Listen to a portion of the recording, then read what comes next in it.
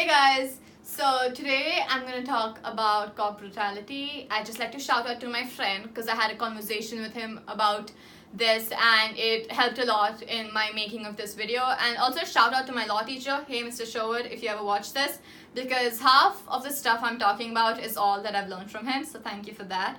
So anyways, first off, the two main components which separate cop brutality from just regular law enforcement are patterns and reasonable force. So let's talk about reasonable force first. So I was talking to my friend about a little boy who was handcuffed while he was playing, and he was just playing and he was handcuffed and he happened to be black. And the thing is that he wasn't posing a threat. He was a 10-year-old boy who was playing and he was handcuffed. So there was no reason for the police to suspect that a 10-year-old boy was going to really commit a major crime. And the boy wasn't trying to harm anyone, yet he was handcuffed. And and all those people who are unarmed and have been shot, it makes no sense. There is no question of reasonable force there.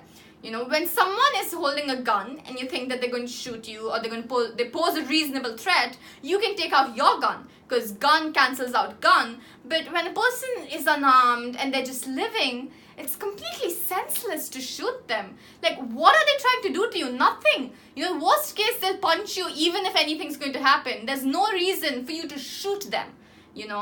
That is completely against what law enforcement stands for. Reasonable force is a term in law enforcement, and there has to be reason. It has to be reasonable, and it's completely unreasonable.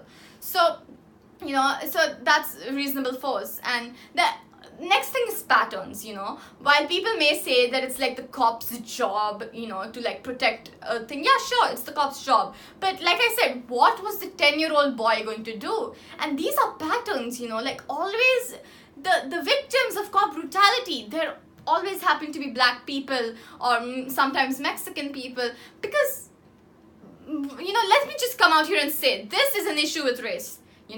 And this is an issue because sometimes racist tendencies cause people in law enforcement to pretend like, a black person just merely existing is going to shoot up the place or something when they're unarmed. So there's so many cases when an unarmed person has been just talking on the phone or having a barbecue party or something, and white people call up on the cops or the cops come and shoot these unarmed people. The truth is, I think we just need to admit that as far as we have come, we still live in a racist society, and that is why cop brutality is so prevalent. I'm making this video because I've seen a lot of people around me being hesitant to accepting that our law enforcement can be flawed at times. We need to realize that racist tendencies still exist in our society, and even the most heroic people can be victims of these racist tendencies.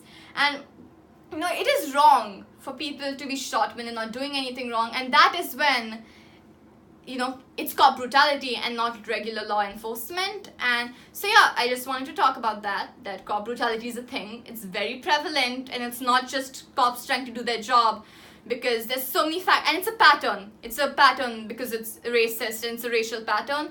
That's why. So yeah, that's it for this video. Thank you for watching, and I think it's time we just understood that we do live in a still racist society. Thank you.